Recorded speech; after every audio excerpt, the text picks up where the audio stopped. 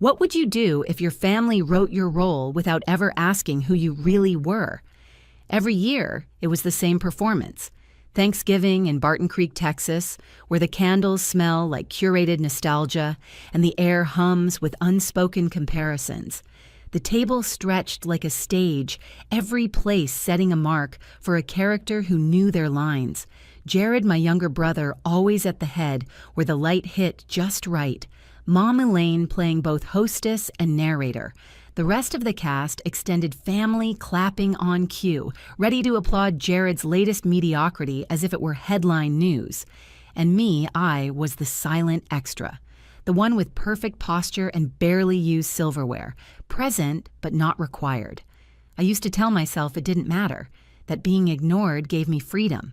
No expectations meant no surveillance, but there's something corrosive about being invisible to the people who are supposed to know you best. That night, the wine was chilled. The napkins were folded like swans. The conversation was already following the script I could recite in my sleep. Elaine raised her glass. So she began that signature lift in her voice, the one that always signaled the Jared monologue was about to begin. Jared just closed on the most charming house in Westlake. 5 bedrooms, walk-in closets, huge backyard. It's such a smart move at his age. Aunt May gasped. Tessa, always performative, clapped softly. Jared gave a humble little smirk, like he wasn't expecting the praise, even though he absolutely was. He soaked it in, like sun on stone. I took a slow sip of my wine, already bracing, because I knew what was coming next. Elaine turned to me, her tone dropping an octave into her usual passive-aggressive lullaby. "Sweetheart," she said, "when are you going to finally settle down the same line? Every year." I set my glass down gently, folded my napkin with precision, and smiled. Not the smile they knew, the one that asked for approval. This one was different, sharper, steadier. "I already did," I said. Elaine blinked, clearly off script. "Did what settle down?" I repeated, tone flat. "I just didn't invite anyone who doubts me." The fork in Tessa's hand slipped and clinked against her plate like a bell signaling intermission. Jared stopped chewing. Elaine stared like someone had missed their cue. And just like that, the performance stalled. I didn't plan to drop everything at once. No. I came to let the truth unravel naturally, like pulling a single thread from a tailored suit. Quiet, intentional, irreversible. They didn't know about the house, the IPO, the fact that I no longer operated from a rented studio with a borrowed laptop. They didn't know because they'd never asked. Instead, I had become background noise to their curated narrative. Sabrina, the ambitious loner, the one who worked with computers or something, the one who brought odd desserts and dated no one and spoke too little. It was easier that way for them. Because if they really looked, they'd have to see me. Not the silhouette they were comfortable ignoring, but the woman who no longer fit the role they wrote. And roles in this house were sacred. Jared the achiever, Elaine the proud matriarch, me the unsolved riddle best left unexamined. But tonight, I'd had enough. I wasn't here to scream. I wasn't here to beg for recognition. I was here to rewrite the script with facts, composure, and timing. And they had no idea the first act had already begun. But the real silence hadn't arrived yet. They didn't erase me outright. They just never wrote me in. Thanksgiving wasn't always this sharp. There were years I genuinely tried naively, maybe, but sincerely. I thought effort mattered, that if I brought something worth noticing, they'd notice me. I used to bake, not box mix pies or Pinterest fail cupcakes, but real recipes. Almond pear tartlets with a cardamom glaze, pumpkin loaves with browned butter frosting, hours in the kitchen night spent adjusting ratios, testing crusts, perfecting texture. Elaine would glance at them like I had brought home a stray dog.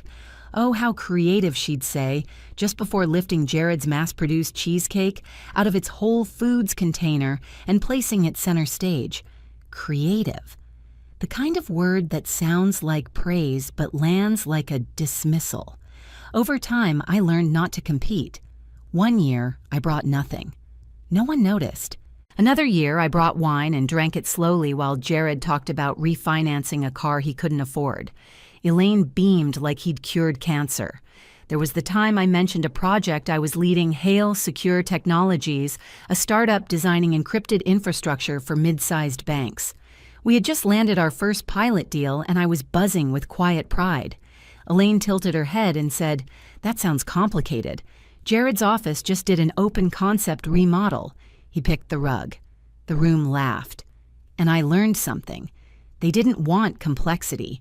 They wanted familiarity. Jared gave them furniture and square footage. I gave them silence, and they rewarded that by pretending it meant I had nothing to say. So I let them. They never asked what kept me up at night. They never asked why I skipped Thanksgiving 2 years in a row. Not once did anyone call and say, "Sabrina, are you okay?"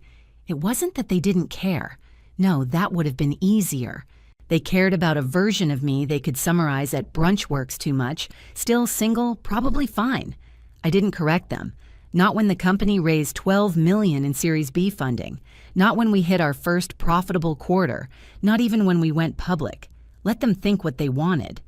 My silence wasn't secrecy. It was armor. Because every time I spoke, they found a way to make it smaller. Every time I succeeded, they shifted the spotlight back to Jared. He was visible, digestible, ordinary in the most acceptable way. I was the threat they didn't recognize because I didn't look like one. But all that silence, it wasn't emptiness. It was a storm being stored. And this year, I brought the tartlets again, golden brown, just sweet enough, glazed with precision. I placed them beside Jared's store-bought pumpkin cheesecake still in its plastic dome condensation, fogging the lid. Elaine, like clockwork, reached for his first. Oh, how classic, she beamed, then glanced at mine. These look unique. I didn't flinch. I didn't shrink. Because I wasn't here to be noticed anymore. I was here to shift the axis. So when she asked once again about when I'd settle down, I told her the truth. I already did. I just didn't invite anyone who doubts me. A pause, heavy and sharp, filled the room. They didn't realize it yet, but this was no longer Jared's show. Because the years I spent in silence weren't wasted. They were rehearsals. And now the curtain was lifting. Silence can shield. But the right words, they can pierce everything. Elaine blinked, caught in a glitch. "You bought a home?" she asked, like I had announced I'd moved to Mars. "Since when? Why didn't you say anything?" "There was never an opening," I replied, calm as glass. Between Jared's smart moves and sliding barn doors, it just didn't seem relevant. My voice held no bitterness. That was important. I didn't want to give them a single thing they could dismiss as emotional. Nothing shrill, nothing defensive, just facts. Clean, precise, surgical. Jared chuckled under his breath. That clipped sound he always used to shrink things, to shrink me. "That's cute," he said. "Must be a nice little condo or something, huh?" There it was, the assumption baked into every interaction. Sabrina never quite gets there. She almost makes it, but not quite. I looked at him directly. No flinch, no smile. "Actually," I said, "it's a house, 4 bedrooms, detached guest suite, wine cellar, just over 200 square feet." You could feel the oxygen shift. Elaine's hand froze mid-reach. Tessa paused mid-chew. Even the HVAC seemed to mute itself. I didn't look around. I didn't need to. I let it land. Elaine tried to regroup her instincts, kicking in like an old script she didn't know how to rewrite. Well, that's certainly a lot of space for one person, isn't it? The reduction reflex, refocus, reframe remind me that any win not stamped with their approval didn't quite count. I took a sip of wine. Maybe, but it's paid off. Her fingers twitched. Jared's jaw clenched. I stayed steady. No gloating, no rising heat, just data delivered like a ledger. Elaine blinked again. "You paid it all?" "No mortgage," I nodded once. "Closed last fall, just after the IPO." Aunt May blinked like she was trying to remember what IPO even stood for. Tessa stared at her plate as if the crust of her roll could offer an escape route. Jared shifted in his chair, then smiled, a brittle, forced expression. "Why the secrecy?" he asked, voice louder now. Why keep it all hidden? Was it secrecy, I asked, tilting my head, or was it just not being asked? He didn't answer. He didn't have to, because that's what it had always been. They didn't ask. Not because they didn't care, but because they already assumed they knew enough. Elaine tried to salvage the moment. Well, Jared's home is lovely too. It's in such a desirable neighborhood. I nodded slowly, polite. That's great. So did you pay in full too? The table stilled again. That question, soft on the surface, landed like a detonation. Jared let out a dry laugh. Of course not. Most people don't. That's not really how it works, Sabrina. I smiled. Sure. Some of us just prefer not to owe anyone anything. Elaine looked between us like she was witnessing something she couldn't explain. Jared's expression flickered. Something in him understood this wasn't banter. This wasn't sibling teasing. This was the reckoning he never saw coming. What are you even trying to say? He asked, jaw tight.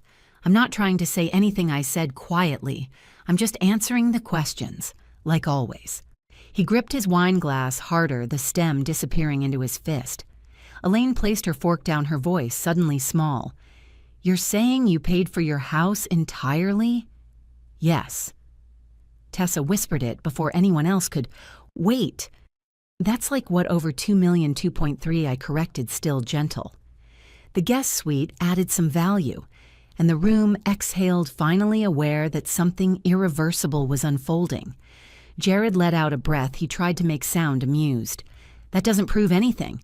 I didn't think I had to prove anything, I replied, but here you are demanding proof while I'm just answering. Elaine shifted in her chair. Jared looked toward her for backup. She reached for her wine. No one came to save him, and that was the shift.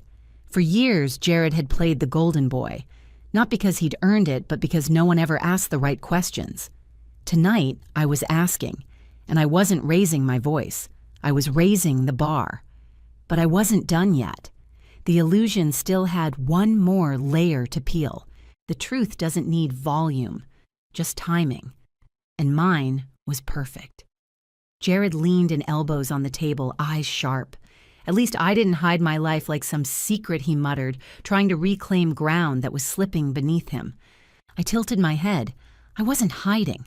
I was building something none of you cared to look at. Elaine's lips parted. That's not fair, Sabrina. Isn't it? I said. You praised Jared for picking out a rug. I launched a secure infrastructure company, and you asked if I was dating anyone. The air thinned. No yelling, no storm.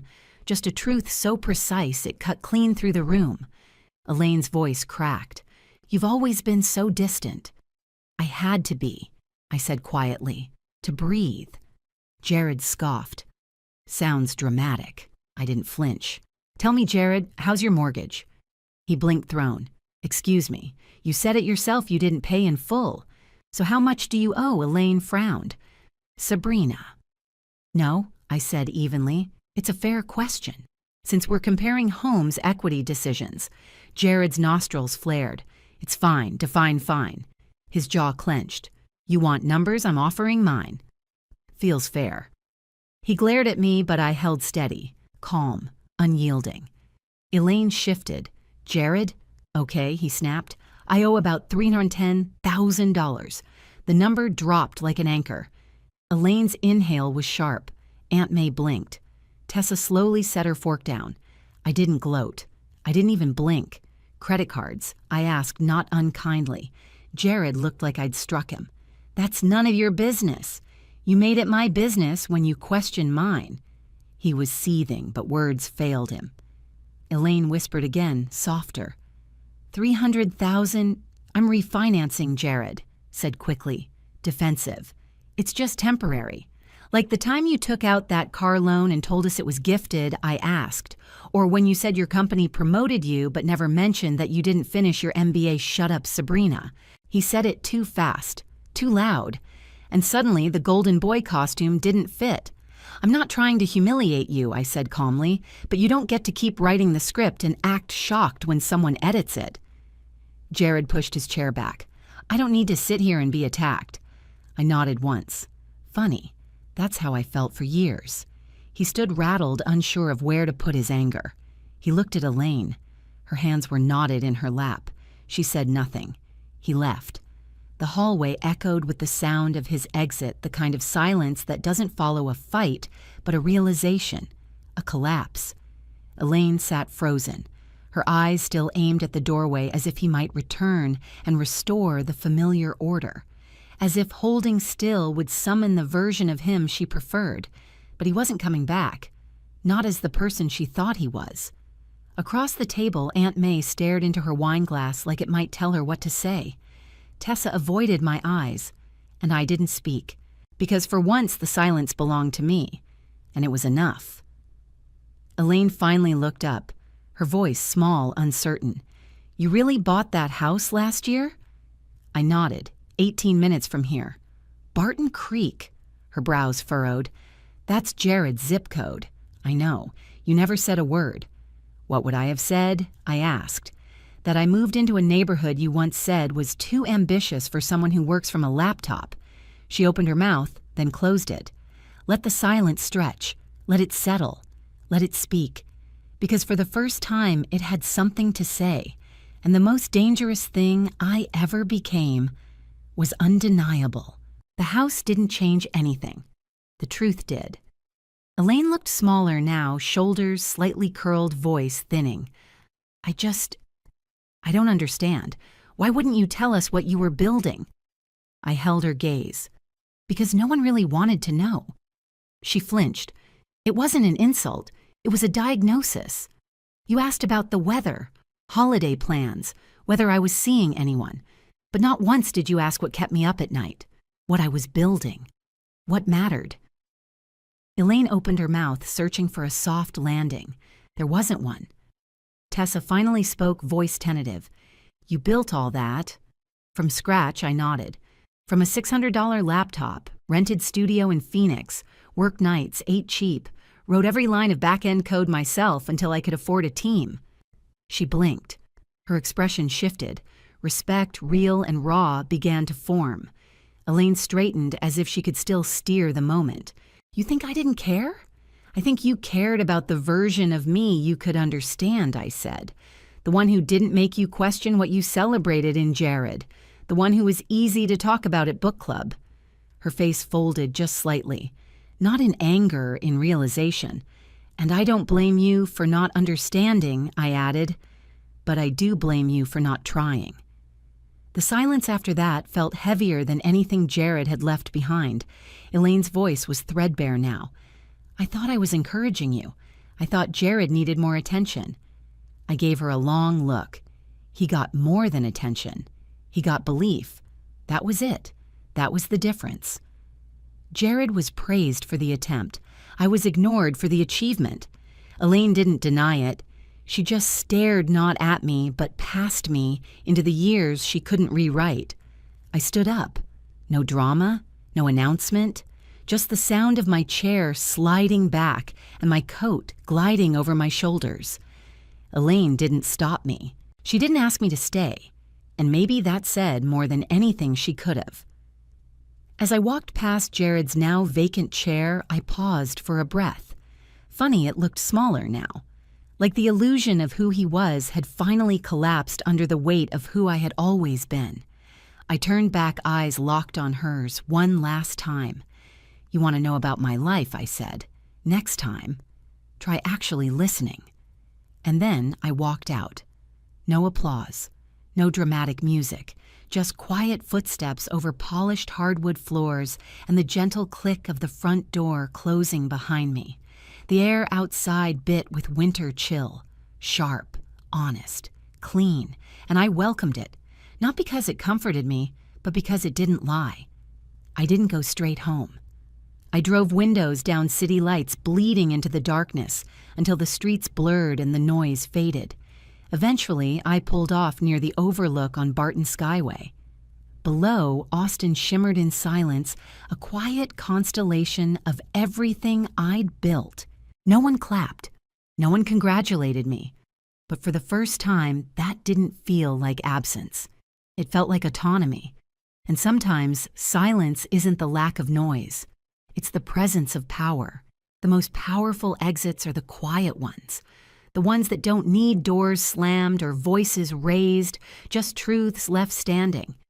When I finally pulled into my driveway, the motion sensor lights kicked on like they were welcoming me home, not just to a house, but to something I'd built brick by brick, alone, on purpose. My home looked the same slate gray, trim-wide steps uplighting along the walkway, but something had shifted. Not the house. Me. Inside, I set my bag down, kicked off my shoes. The silence wasn't hollow like the one around that dinner table. This silence was curated, chosen, clean. I brewed tea, chamomile, no sugar, walked barefoot through the space I designed myself. No open concept trend, just thoughtful lines, quiet corners, deliberate structure. Like me. I wasn't performing anymore, not shrinking myself to be easier to explain. I sat down with my tea, letting the steam rise and blur the view through the window just slightly. The hills beyond Barton Creek curved into shadows, their outlines soft under the moonlight. Somewhere across town, Elaine was probably still in that dining room, hands folded story crumbling in her lap. Jared was likely pacing or plotting, trying to patch his pride back together with excuses and half-truths. But I wasn't part of that script anymore. I hadn't just walked away from a family dinner. I had walked out of a role I never auditioned for. I had handed them the mirror they'd always avoided and watched them flinch when they finally looked. This wasn't about revenge. I didn't want Jared to lose. I didn't need Elaine to cry. But I needed space. Room to let the truth breathe without being repackaged. Room to exist without constantly being reduced. For years, I told myself success was enough, that I didn't need them to see me, that the company, the revenue, the accolades, they filled the void, but they didn't. What I wanted, what I deserved, was acknowledgement that I had always been more than the quiet girl with a job they couldn't describe. And I didn't get that from Jared. I didn't get it from Elaine. I gave it to myself. Because at some point, silence isn't protection anymore. It's erasure. And I had erased myself enough. Tonight I spoke, not to impress, not to outshine, but to reclaim my narrative, my space, my identity. Elaine didn't interrupt. Jared didn't shout over me, and that mattered more than I expected, because for once I wasn't arguing to be seen. I was seen, and no one could shrink me back down again. I looked around my home, every piece selected without approval, every square foot earned. The lights hummed softly. The air was still. I didn't need to text anyone, didn't need to post it. There was no one left to prove anything to. I took a sip of tea, letting the warmth settle in my chest. Then I smiled, not for anyone else, just for me. Because I didn't win the argument. I ended it. Have you ever had to reclaim your story from the people who thought they knew it better than you? Have you ever stayed quiet for years only to realize your silence was being mistaken for surrender? Tell us in the comments. Who underestimated you and what did they miss? Like, comment and subscribe for more stories where the underestimated rise, the quiet reclaim space, and the truth is finally heard. What would you do if your own brother stood in front of a room full of people and erased your entire legacy with one sentence?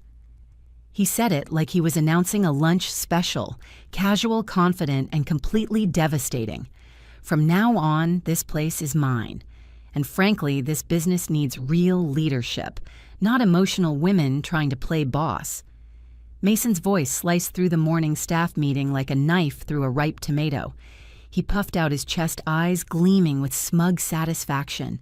That was his big moment, his first speech as the new owner of McKay's Southern Kitchen. I sat there silent, rage boiling beneath my calm expression. My name is Sabrina McKay. I'm 36 years old, and until that moment, I thought I understood betrayal. I was wrong. Because this wasn't just betrayal, it was erasure. It was 12 years of blood, sweat, and quiet sacrifice dismissed in a single breath. Every recipe I'd perfected, every supplier I'd negotiated with, every late-night inventory session, every double shift, every single plate of honey butter cornbread that brought tourists from 3 states away. gone. In his eyes, I was just an emotional woman trying to play boss. Jennifer, our head server, avoided my gaze. Carlos, our line cook, looked like he wanted to disappear. Even Sweet Bethany from pastry couldn't meet my eyes. They all knew the truth, knew who had built this place into what it was, and yet no one said a word. Any questions Mason asked, his voice oily with false confidence. The silence in that room was deafening. I stood, slowly, deliberately. My chair scraped against the floor like a final goodbye.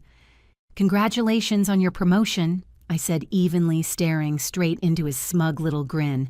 No sarcasm, no emotion, just cold professional dismissal, exactly the kind he'd given me. For the first time, his smile cracked. I walked out. Through the kitchen I had once ruled, past the scent of cornbread and collard greens that used to feel like home. I grabbed my purse from the office, my former office, and stepped out into the thick Charleston heat. And as I sat in my car, gripping the steering wheel, a single terrifyingly calm thought settled into my chest. He thinks he won. He thinks he put me in my place. But what Mason doesn't know is that he just made the biggest mistake of his life. I opened my phone, scrolled down to the contact I'd been avoiding for weeks. "Hello, Mr. Patterson. This is Sabrina McKay. I'm ready to sign that lease." Growing up, a McKay meant learning where you stood and never questioning it. My father, Thomas McKay, built our restaurant from nothing. Back in 1987, he transformed a tired roadside diner into Charleston's beloved McKay's Southern Kitchen. My mother, Patricia, ran the front of house with a grace that turned strangers into regulars. Together, they built a legacy, but there were always rules. Unspoken ones. Mason, 3 years older and the only son, was always the heir. At dinner, he got the biggest cut of steak. At church, he was introduced as the future of the family. Me, I was just Sabrina, the daughter who helped out. Helping out eventually became everything. While Mason hopped between jobs and half-baked ventures, I went to college, then came back and gave myself to the restaurant. Not officially, no title, no paycheck that matched the hours. But when things broke, I fixed them. When orders went wrong, I smoothed it over. When vendors needed negotiating or new dishes had to be tested, I did the work. I was the backbone, quietly. Without applause, I created our bourbon peach cobbler that food bloggers drove from Atlanta to taste. I digitized our inventory system, negotiated lower food costs, and kept the books in the black even during lean years. I worked 60-hour weeks while Mason breezed in on Friday nights to flirt with investors. Sabrina's the detail person, Mom would say fondly, but Mason has vision. Vision. My spreadsheets were the reason we made payroll. My details boosted revenue 30% over 3 years. Still, 2 months ago, when Dad called a family meeting, I hoped just for a second that maybe they'd finally see me. They didn't. Dad stood up and handed Mason a leather-bound folder. "It's time," he said. "Mason will take over ownership starting this fall." I blinked. Mason blinked, then nodded, real serious, like he'd been preparing for this moment his whole life, instead of popping in once a week like a guest star in someone else's sitcom. "You'll be invaluable support for him," Dad added. "Every good leader needs a strong right hand. A right hand." I smiled. I nodded. And that night, I made a different kind of phone call. I wasn't going to fight. I was going to build. The morning of Mason's official takeover, I arrived at the restaurant 2 hours early out of habit more than anything. Vendor invoices, food prep, supply checks. Everything ran like clockwork in my head. Jennifer arrived first. "Big day," she said, trying to sound upbeat. But I saw the worry in her eyes. Carlos came in next, then Bethany. Same vibe, tense silence, careful glances. And at 9:00 a.m., Sharp Mason strutted through the front door in his shiny new button-down and fake leather shoes. Behind him, our parents beamed like royalty, watching their golden boy claim the throne. "Everyone to the dining room," Mason announced. We gathered around the same table where we'd planned holidays, solved staffing crises, and shared late-night laughs. Dad handed Mason the keys. Mom cried. Mason gave his first speech, and then he said it. This place needs real leadership, not emotional women trying to play boss. I didn't flinch. I stood. I smiled. I congratulated him, and I walked out of McKay's Southern Kitchen. Forever. But I wasn't walking away empty-handed. I was walking towards something bigger. The drive downtown felt like crossing into another life. 15 minutes later, I was pulling into the lot at Patterson Properties, the same real estate office where 3 weeks earlier I'd stood outside an empty King Street storefront, heartbroken, curious, and not ready. But now I was ready. "Still interested?" Mr. Patterson asked when he picked up. More than ever. Within the hour, I was standing in the vacant space. Brick walls, giant windows, a half-finished kitchen. It wasn't perfect, but it was mine. "What kind of timeline are you thinking?" he asked, clipboard in hand. 2 months. Maybe less. He raised a brow. Ambitious. "Think you can pull it off?" I smiled. "I've been running a restaurant for 12 years. Quietly. Efficiently. I know what it takes." The lease was higher than I'd hoped, but I could make it work. I'd wear every hat, chef, manager, marketer, until revenue supported a team. As I signed the lease, something inside me clicked into place. I wasn't scared anymore. I was free. Back home that night, I sat on my porch with a glass of wine. The humid Charleston air clung to my skin, but for once, it felt good. It felt like possibility. My phone buzzed. A message from Jennifer. "Are you okay? Mason's asking where you went." I stared at the screen, then typed back, "I'm fine. Take care of yourself." The next morning, I was in go mode. Business license application, insurance contractor, estimates for the kitchen, health permit, timelines. I called every vendor I'd worked with at McKay's, explained that I was starting something new, and asked about opening accounts. Tony from Coastal Produce chuckled. "Sabrina, you've been running that place for years. About time you had your own." Each call reminded me I wasn't alone. I had relationships, respect, quiet power I hadn't fully realized. By sunset, I had 3 contractor quotes, a nearly complete business license, and a spreadsheet of equipment I needed. My bank account didn't love me, but my soul. She was finally breathing again. The second week after I walked out, the cracks in Mason's leadership started showing. Bethany called me mid-morning, whispering like she was calling from a crime scene. "I hope it's okay," I reached out. "But things are bad here." "What happened?" He switched our suppliers. "The cornbread is falling apart. The new cornmeal's gritty. Customers are complaining, Sabrina. The greens aren't right either. Cheap ham hocks with no fat." I closed my eyes. That cornbread recipe was from my grandmother. I'd tested it for weeks, perfected it with specific mill-blended cornmeal from just outside Columbia. What did Mason say? He told me to stop whining and make it work. Jennifer tried to speak up too, but he said customers always complain and that we shouldn't cater to sensitive people. My stomach churned. Those sensitive people were loyal patrons. Some had been eating at McKay's for 20 years. "I'm sorry," I said, "but Mason's in charge now. That's the thing." She hesitated. "He doesn't want to learn. He hired a marketing guy who wants quinoa salads on the menu. Quinoa salads at a Southern comfort food restaurant." I swallowed a laugh that came out bitter. Bethany. "Are you still happy there?" Long pause. Then softly, "I love the regulars. I love cooking. But I can't take pride in what we're serving anymore." "I get it," I said. "And if you ever want to talk about other opportunities, I do." And just like that, the first light flickered inside the future of my own team. That one call from Bethany was like a spark to dry kindling. And suddenly, my phone wouldn't stop ringing. Carlos called next, then Jennifer, each of them careful, cautious, but curious. "What are you planning, Sabrina? How soon will you open? Do you need help?" I didn't recruit. I didn't pressure. I simply told them the truth. "I'm building something new, something rooted in quality and respect. If you ever want in, you'll always have a place."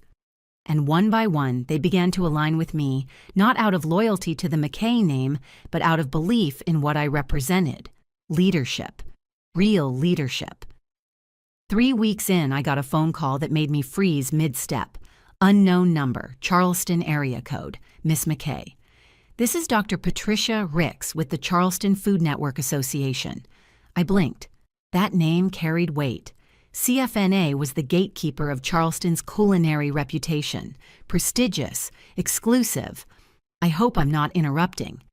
Not at all, I said, heart racing. I've heard you're opening a new restaurant. There's been some buzz. I've also heard that for the last decade, the best dishes at McKay's Southern Kitchen came from you. I couldn't speak. The reason I'm calling our autumn showcase is 8 weeks out. Normally, we feature established restaurants, but we occasionally spotlight newcomers with exceptional promise. Would you be interested? Was this real, Dr. Ricks? We haven't even had a soft launch. When do you plan to open? I mentally mapped the calendar. Kitchen installs next week. 2 weeks of testing. Staff training. 5 weeks from today, I said slowly. Perfect. That gives you 3 weeks of service before the showcase. I could barely breathe. She continued, the community is watching Sabrina, and many believe it's time Charleston's food scene finally recognized the woman behind the curtain. When we hung up, I stood in the center of my unfinished dining room, my hands trembling. They saw me. The industry saw me, not as the helpful sister or emotional woman, but as a chef, a leader, a force. That night, I pulled out my old family recipe book, its leather cover worn thin from years of use. As I flipped through the familiar pages, something fluttered loose, a yellowed envelope, my name on the front, inside a handwritten letter from my grandmother. Sabrina. They won't always see you, but food tells the truth. Don't stop feeding people with your heart. You're meant for more than someone else's shadow. My throat tightened. In that moment, I knew I wasn't just opening a restaurant, I was reclaiming a legacy. The next morning, I called my contractor. Jerry, can we move up the timeline by 1 week possible? But it'll cost overtime. Do it. I just got into the autumn showcase. He whistled low. That's big time, Sabrina. I know, I whispered. So let's build something worth showing the world. Opening day felt like standing on the edge of a cliff with no rope, no safety net, and nothing but belief. I named it McKay's Table, not to ride the family coattails, but to redefine them. This wasn't Mason's version of legacy. This was mine. A table where everyone belonged, where tradition met innovation, and where every bite told a story of grit and grace. No fanfare, no paid ads, just whispers. And yet, by 11:00 a.m. on our opening Thursday, the line was already forming. Jennifer, Carlos, and Bethany had all timed their notice at McKay's Southern Kitchen perfectly. They walked away from the mess Mason had made and walked towards something better, something honest. Our first customer, Mrs. Eleanor Davidson, 82 years old, purse in hand, eyes full of fire. I heard you were cooking again, she said, sliding into her chair like royalty. I missed your cornbread, baby. That new boy at your daddy's place doesn't know a thing about soul.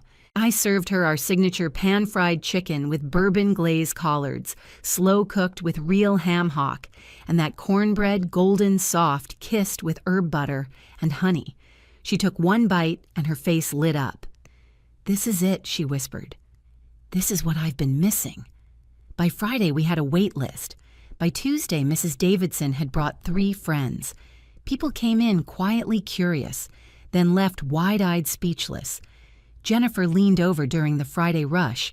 They're saying the food at the old place tastes hollow now. I nodded. I didn't gloat. I didn't trash Mason. That wasn't my style. I just kept cooking. With the autumn showcase just 3 weeks away, I pushed harder than I ever had. We practiced every plate to perfection. Carlos drilled our chicken until he could fry blindfolded. Bethany's bourbon peach cobbler looked like something out of a food magazine. Jennifer coached our servers like a general leading her troops into culinary battle. We were ready, but my nerves weren't. The morning of the event, I stared at my reflection in the prep room mirror. No makeup, apron slightly stained, heart pounding like a bass drum. And yet, I had never felt more powerful. This was my moment, my voice, my story served hot on porcelain. The showcase was held at Charleston's historic Market Hall. 24 restaurants, dozens of critics, and hundreds of guests. We were the smallest booth, the newest name. But the line at our table never died. One by one, the food world tasted who I really was. Pan-fried chicken with honey bourbon glaze, my grandmother's cornbread, Bethany's cobbler with fresh South Carolina peaches.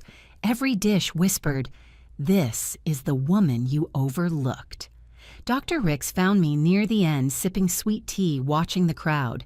"Miss McKay," she said, smiling, "you've generated more praise tonight than any newcomer in this event's history." I blinked. Seriously. She leaned in. The food speaks. But so does the story. A woman forced out of her own family legacy who rose quietly and built something better. People are rooting for you. I didn't know whether to cry or cook more. The next morning, my phone rang. I let it go to voicemail. Mason's name lit up the screen. After everything, after his smirk, his insult, his erasure, he finally wanted to talk. I didn't. I sat on my porch with a cup of strong coffee and the Post and Courier spread out across my lap. Front page of the food section. McKay's table brings soul back to Southern cuisine. The subtitle, a fresh voice rooted in tradition, Sabrina McKay reclaims Charleston's palate. My hands shook, not from nerves, this time it was relief, validation, proof that quiet strength leaves a louder mark than arrogance ever could. That evening, I got another call, this time from a reporter at the Southern Living Quarterly. "We're doing a feature on women redefining Southern cuisine. Your name came up a lot." They called me the matriarch of modern Southern cooking. It made me laugh out loud. A belly-deep, cathartic laugh I hadn't felt in months. Mason had once said I was too emotional to lead, and now I was being called a matriarch, a leader, a force shaping the future. I framed that article and hung it near the hostess stand just below my grandmother's handwritten cornbread recipe. A week later, Mrs. Davidson returned. Same chair, same order. "I just wanted to say," she said, "voice a little softer. What you've done here, it matters. Not just the food, the way you did it.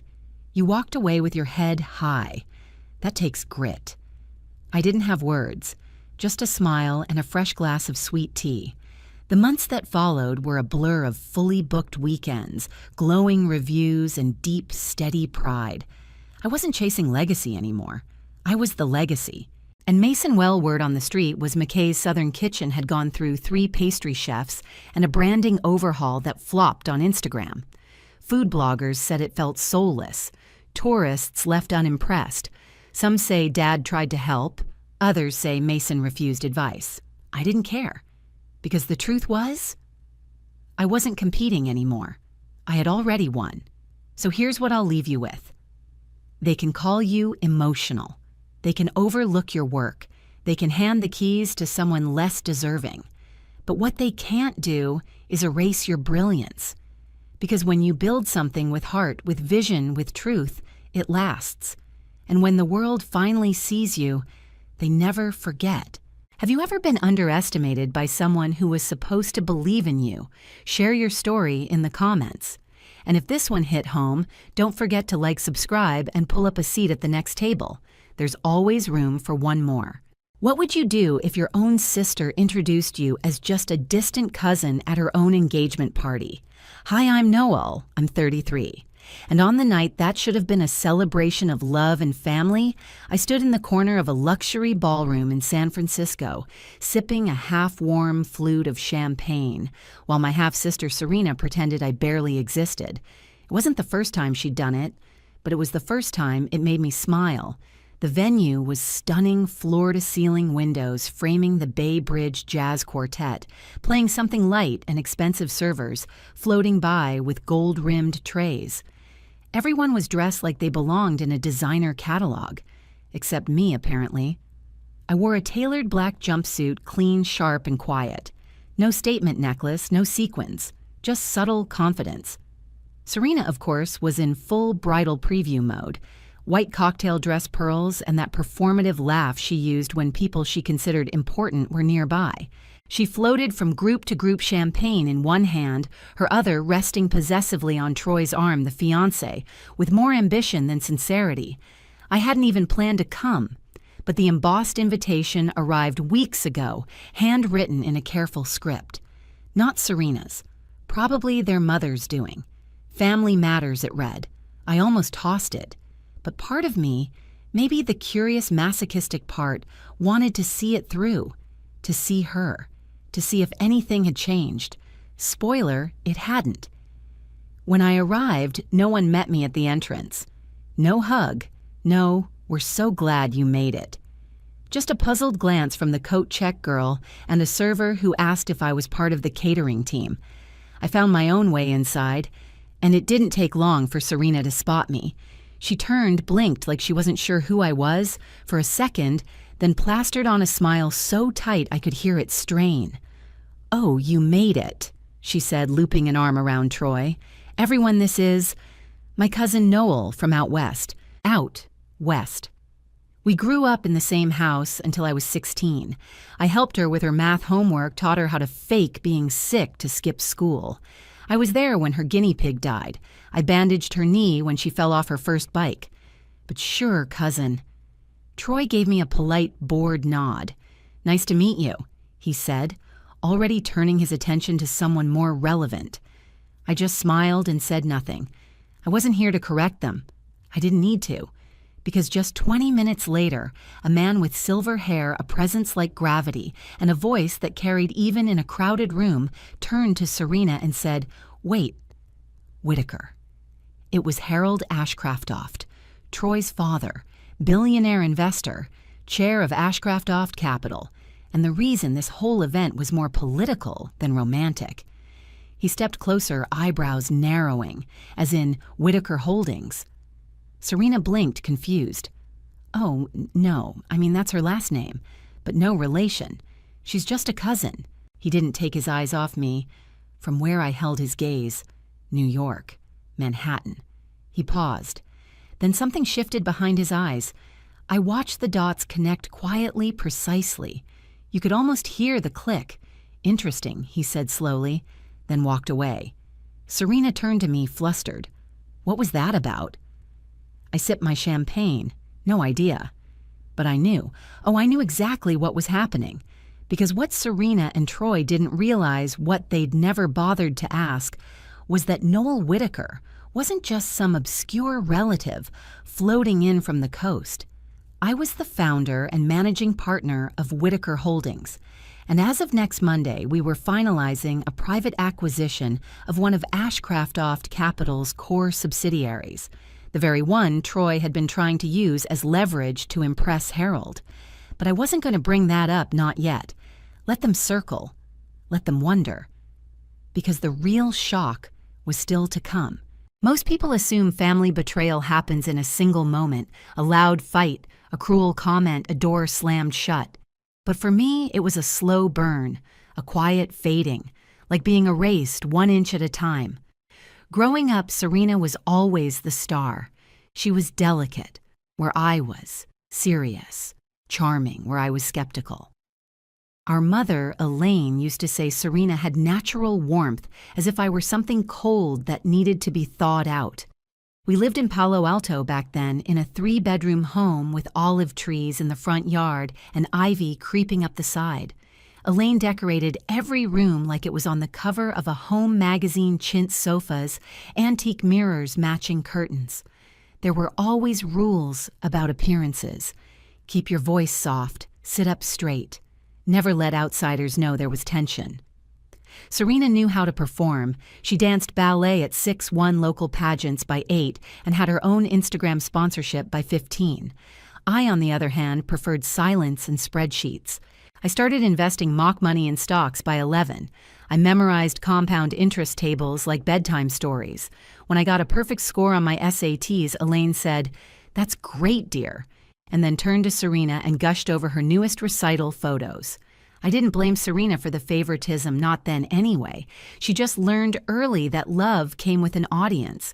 I learned that love had conditions. By the time I was 17, I knew I wasn't going to fit into the family's polished narrative. So I left, got an early admission to Columbia. I took a partial scholarship and 2 part-time jobs and never looked back. Not because I didn't care, but because I knew they didn't notice I'd gone. Serena stayed. She graduated with a communications degree that she barely used, bouncing from one trendy job to another, until she landed in the arm of Troy Blackwell, a man with a glossy smile and a resume so bloated it had to be fiction. He was aiming for Ashcraft-level wealth, and Serena was the accessory that made him look relatable. Meanwhile, I was in New York building something real. Whitaker Holdings started as a private financial consultancy, just me and a rented desk in a co-working space. No investors, no fanfare, just grit, long nights, and the relentless hunger to create something that couldn't be ignored. By 29, I had 5 employees. By 31, we were managing 9-figure portfolios. By 32, we were the ghost behind some of the biggest strategic mergers in finance. I didn't post updates, I didn't share milestones, I didn't even go home for holidays. Because what was the point? My success didn't fit their script. I wasn't Serena with her flower crowns and carefully curated brunches.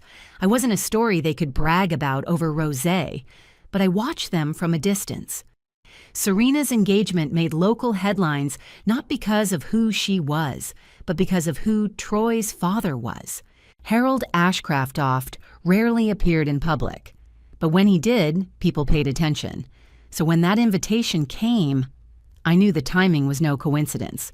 What they didn't know was that I had already met Harold once, a year ago, at a private equity conference in Zurich. He didn't remember me, of course, but I remembered everything: his guarded curiosity, his sharp questions, the way he asked about long-hold, silent partners. I had just closed a deal that would ripple through his portfolio, and now a year later we were finalizing another, a bigger one. That's why I flew out.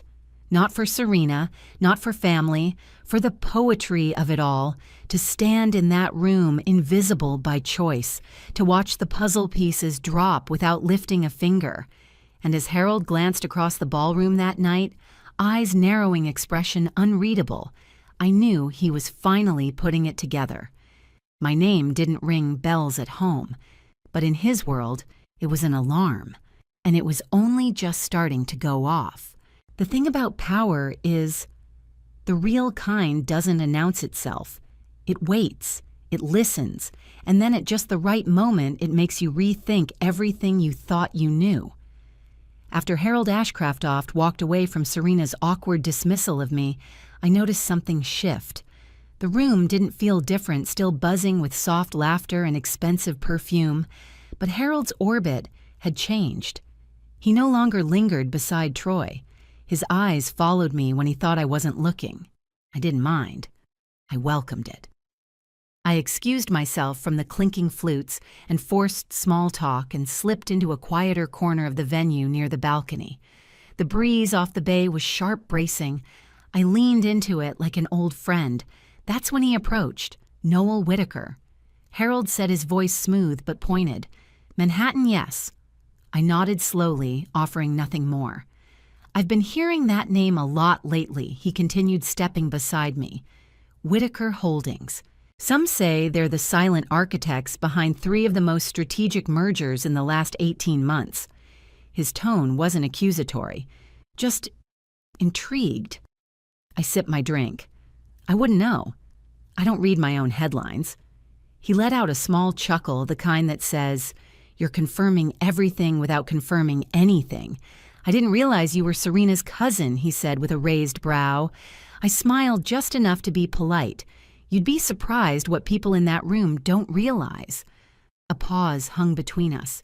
It wasn't awkward, it was evaluative, like a chessboard being scanned mid-game. "Then I suppose I should thank you in advance," he said finally, "for what you're about to do." I turned, met his gaze fully. This acquisition isn't personal, it's strategy, clean and necessary. Harold nodded, "But you'll still have 51% after the buyout closes." I didn't answer. I didn't need to. He extended his hand.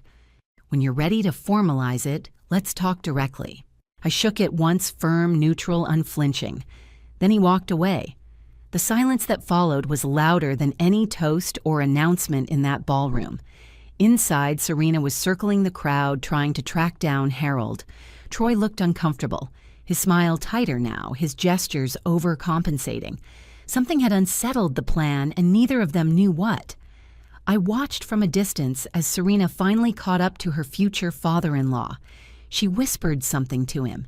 He barely looked at her, just nodded once and moved on. A storm was brewing behind her eyes. Troy turned, noticed me near the balcony, and approached. His swagger had dimmed. "I didn't realize you worked in finance," he said, trying to sound casual. "I don't," I replied. "I build solutions." He blinked. "Solutions. For when other people's strategies are short-sighted." Troy laughed uncomfortably. "Look, I don't know what Harold said to you, but if this is about the Capstone merger, I cut him off. You don't have to explain, but maybe next time, do your due diligence before aligning your entire leverage play on an asset someone else already bought." His smile evaporated. "What are you saying? I'm saying the deal's done. You just didn't know who you were negotiating with." Troy stared at me like he was trying to reprocess the entire evening in reverse. "You're that Whitaker." I didn't answer. I just raised my glass and walked past him, leaving his question to hang like smoke. Back at my table, my phone buzzed. One new message. From my executive assistant, final signatures confirmed. Ashcraft subsidiary officially acquired as of 5 p.m. EST, holding at 51.2%. Confirmation letter sent to legal, right on time. I closed the message and looked up. Across the room, Serena was watching me, eyes sharp, smile gone. I gave her a soft nod like a ghost acknowledging the living, because in that moment something clicked for her too. She wasn't the center of the story anymore. She never had been. By Monday morning, the acquisition was public. Whitaker Holdings had finalized the purchase of Ashcraft Infrastructure Solutions, a key subsidiary quietly holding the patents and logistics backbones for two of Ashcraft Capital's most promising new ventures. With our 51.2% stake, we now controlled the vote on any strategic direction licensing or partnership. The announcement was professional, clean, no headlines, no drama, just a 2-paragraph press release through the wire. But in the upper floors of Ashcraft Capital's San Francisco office, it landed like a detonation. Troy didn't even get copied on the internal memos. His access to deal strategy was revoked within the hour. From what I later heard, Harold didn't raise his voice. He just stated plainly that leverage built on unverified relationships is no leverage at all. Harold reached out to me that same day, a direct line, no intermediaries. "Lunch," he said. "My office. You pick the day." We met 3 days later. His space was exactly what I expected. Dark oak panels, leather-bound ledgers, a view of the city that made you feel both small and important. He offered me tea. I declined. We talked numbers first, then terms, then trust. "I underestimated you," he said bluntly. I shrugged. "That's why I work in silence. No one sees the shift until they've already lost footing." He smiled genuinely this time. "I like quiet operators."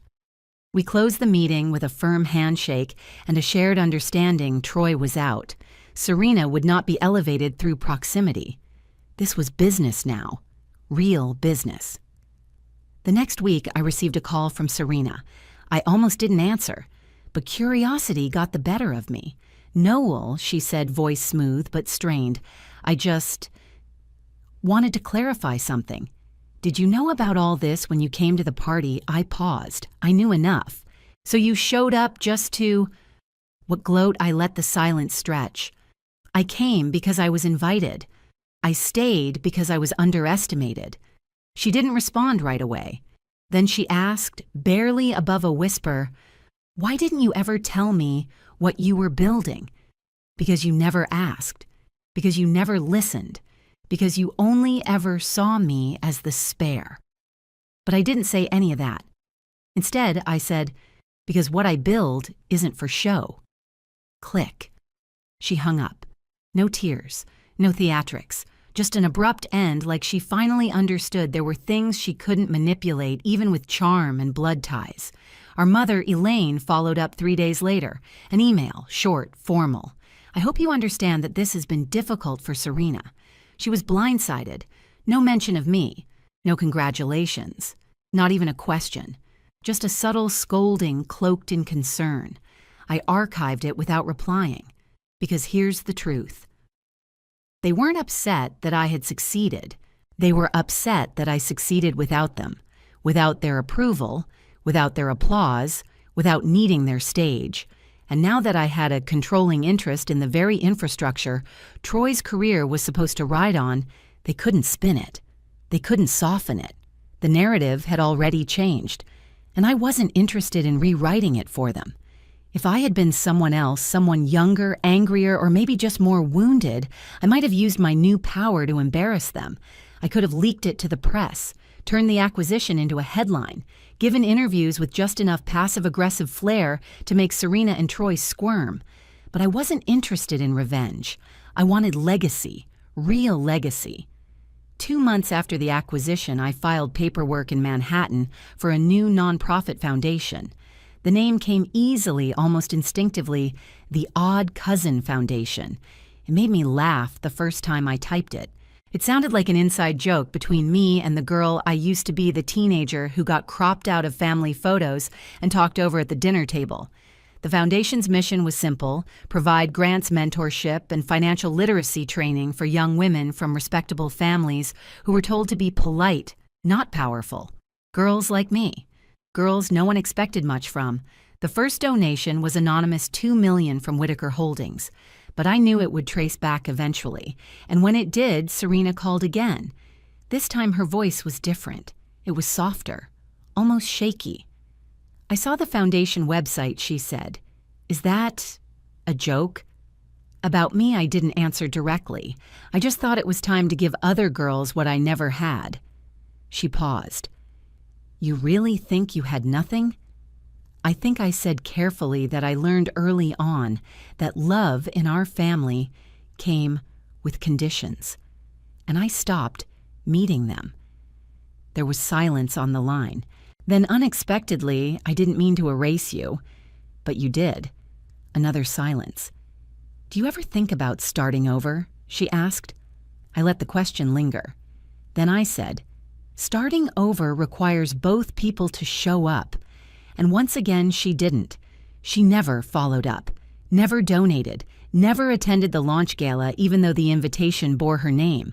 But that was fine, because that night under soft gold lighting in a Manhattan rooftop garden, I stood in front of a crowd of 300 donors, leaders, and young women with fire in their eyes.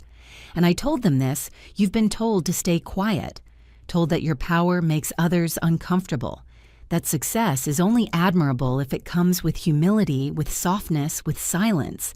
I say break that narrative, rebuild it, because the world doesn't need another polished daughter. It needs unapologetic architects. Applause filled the air, real applause, earned, not inherited. The next day, Forbes Women ran a piece on the foundation. They didn't mention Serena, or Troy, or Elaine, just me and the mission. 1 week later, I got a letter in the mail, handwritten, no return address, just my name. Inside was a simple card. It took me too long to see what you were building. You never needed a seat at their table. You built your own. H.A. Harold. He didn't need to sign it with more than initials. I knew his writing, knew his precision. His silence said everything. Somewhere between strategy and legacy respect had bloomed. Not from blood, from battle. It's strange the way healing sneaks up on you. You expect it to be some grand event, an apology, a reunion, a clean resolution wrapped in closure. But in my experience, healing is quieter. It comes on an ordinary Tuesday, or in a sentence from someone who doesn't even know your whole story. For me, it came in the form of a young intern. Her name was Maya, 21, whip-smart, with a hunger in her eyes that reminded me of myself back when I first landed in Manhattan. She was helping coordinate a financial literacy seminar at the Odd Cousin Foundation, where we had just onboarded our 5th cohort of grantees. I was reviewing notes backstage when she approached me almost hesitantly. "Hi, Miss Whitaker," she said, clutching her folder like a shield. I wanted to say thank you." I looked up, surprised. "For what?" She smiled nervously. For being the first woman I saw who didn't apologize for knowing more than everyone in the room.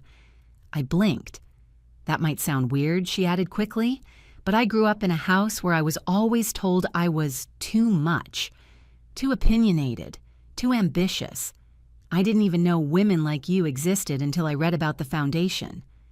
I felt my throat tighten, not with sadness, with something closer to recognition.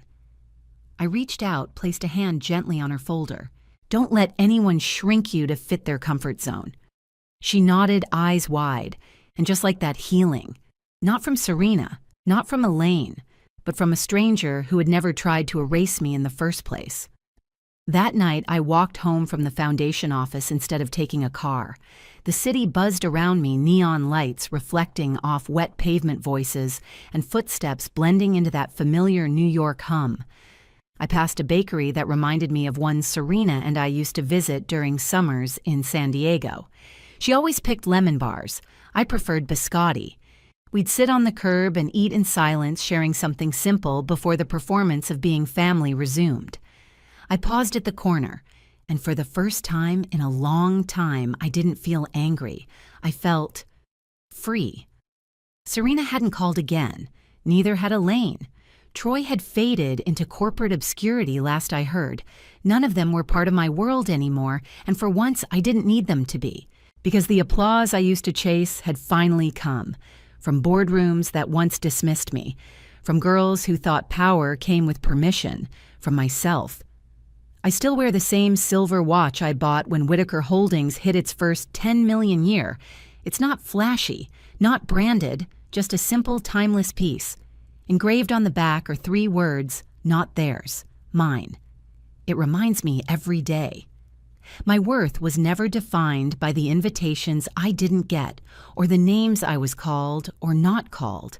It was built in the silence, in the background, until it couldn't be ignored. Final note. If you've ever been the odd cousin, the one they overlook, underestimate, or conveniently forget, know this. You don't need their validation. You don't need a seat at their table. You are allowed to build your own. And when you do, make it so strong, so undeniable, that they won't even recognize the blueprints. Drop a comment below if you've ever risen from the shadows they put you in. Like, subscribe and share this story if you know someone quietly building something extraordinary. Let them know they're not alone. Not.